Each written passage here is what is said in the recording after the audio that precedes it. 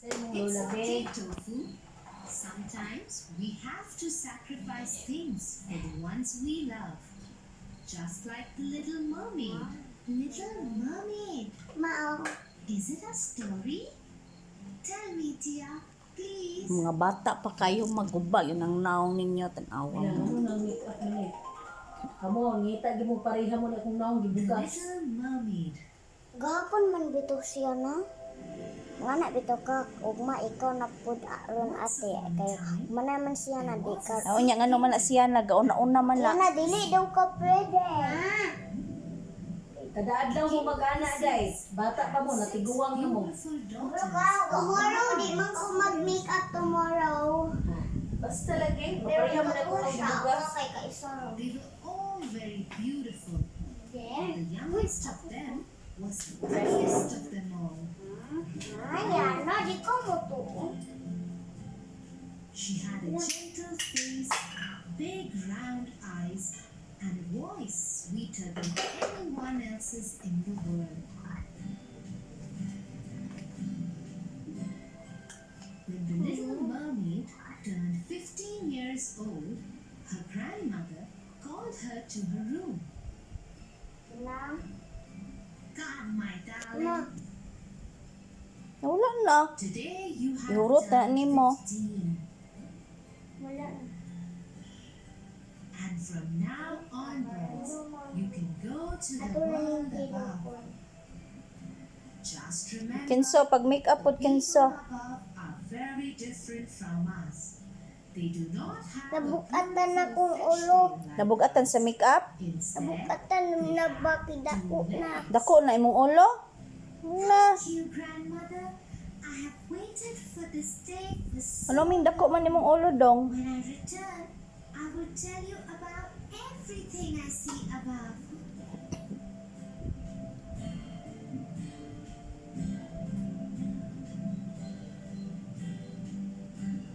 Ma, di na lagi siya muti. Nahurot naman. That night, the Little Mermaid went to the surface of the water.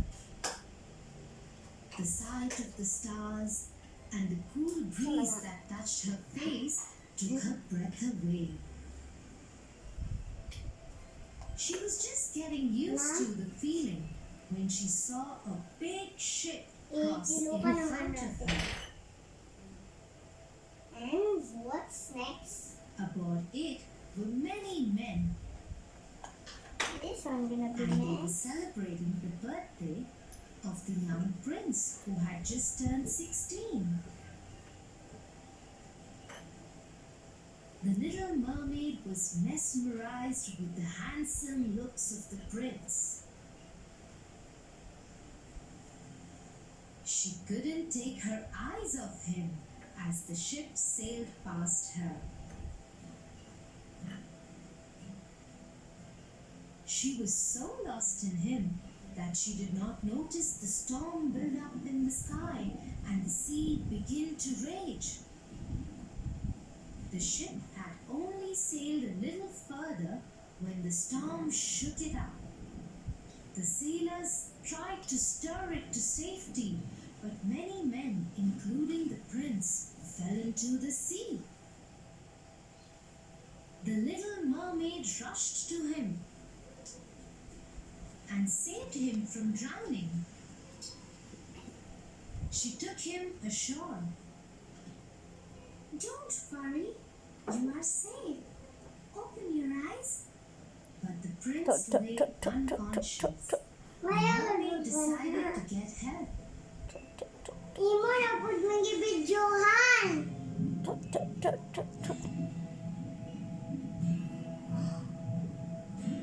Saan ba? Ano yan? Close. When she couldn't get any, she came back to where the prince was.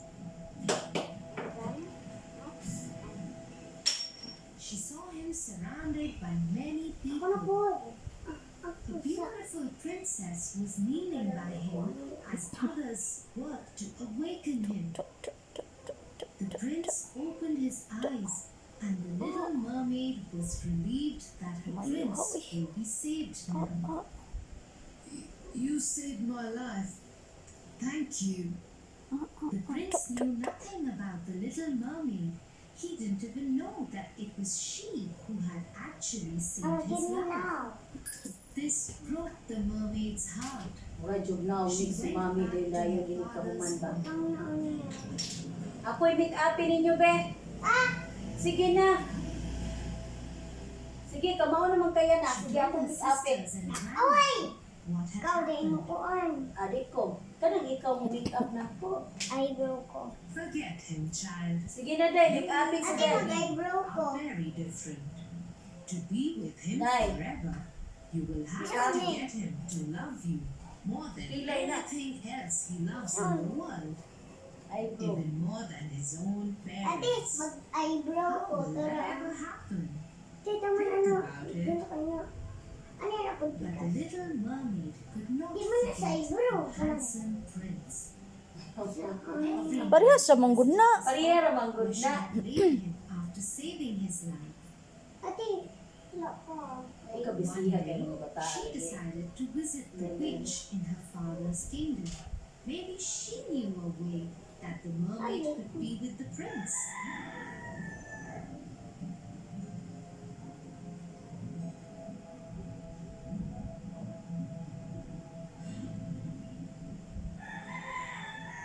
Yes, there is a way. I can send you to the land above the sea.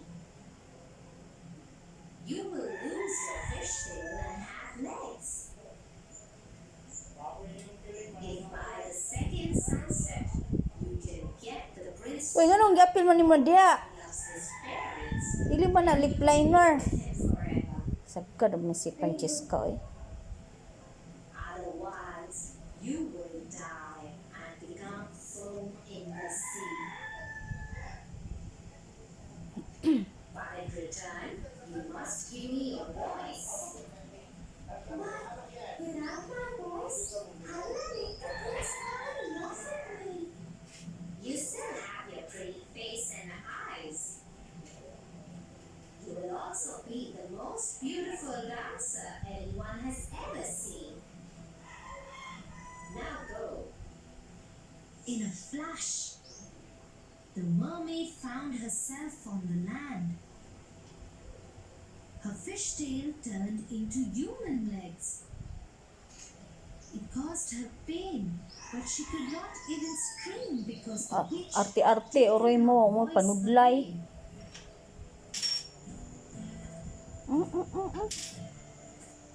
Top.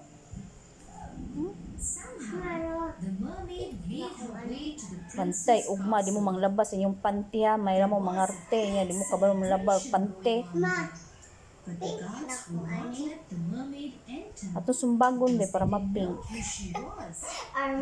armang mula man oh. When they asked her about it, Sumbago na to. so she was not allowed to enter. No. Somewhere in the No. castle, music started playing. No.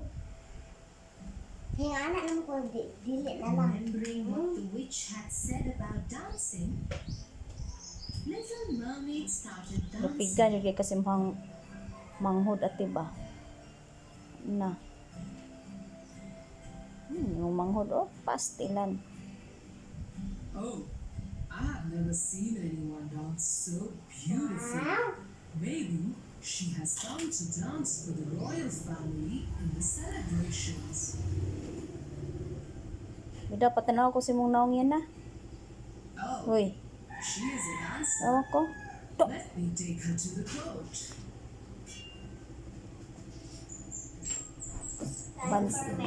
Bantay bitaw nga kuan nang ako ang Celebration eyebrow na nga bali ya. Bantay bitaw. Little Mermaid was heartbroken. She thought the only way of meeting the prince now would be to dance and draw his attention towards her. And so she performed a beautiful dance for the royal family.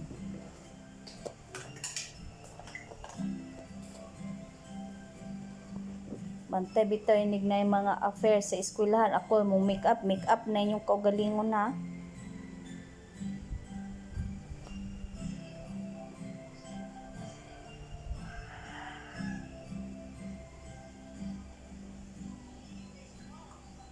When the prince saw her, he came up to her. Hello, young lady. I have seen you in my dreams. Who are Ate, you? mag-alibo ka na? In his heart, the prince Panudlay pud ate, kasi nakagbaghi din imong naong hindi ka mao manudlay. He longed to hear the voice that had saved him when he was dying. But no sound came out when the little mermaid tried to reply. Forgive me. I think I'm confused between you and someone else. But please do Bukusin na join us. imong buhok ka kay putla na ko na imong buhok lagi. The prince led her to the ship on which the wedding was going to take place. Many people spoke to her, but she could not answer anyone. The princess was especially kind to Dapat yung her wala to. and took special care of her. I know you saved the prince that day. Ate ko, ate. Thank you. Because of you, I have found the love of my life. Go ko na kayo sa ate. Please always stay with us. The little mermaid saw Ang taklo ba that na the ron? princess and the prince loved each Oo. other and were very happy together. She decided Pansaka na nako not nako to ang mga pursue gamit the prince kay anymore. He Mga ato di belonged to ipod. another woman. Kabulong ka sa diyan. Hindi. Although her heart ached to let him go. She happily attended the wedding and all the celebrations that went on throughout the next day. Soon it was evening. The second sunset was about to happen. Mana naman The kami. little mermaid Isa ka pa na sa ibabaw. she would dive Isa ka and pa. become Oh. foam on the sea.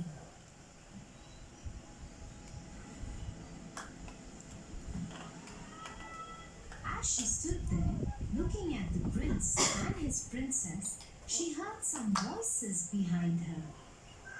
Panudlay ba bukusin na imong buhok, putlan man nako ron. The sisters were there in the water,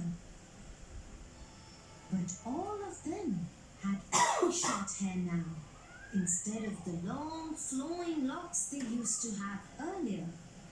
Sisters, what are you doing here? We have come to save you. We went to the witch. In exchange of her hair, she gave us this knife. If you stab the prince through his heart before sunset, Hoy, nganong you can be gitutoy naman ani mo ng lipstick. Enough na oy.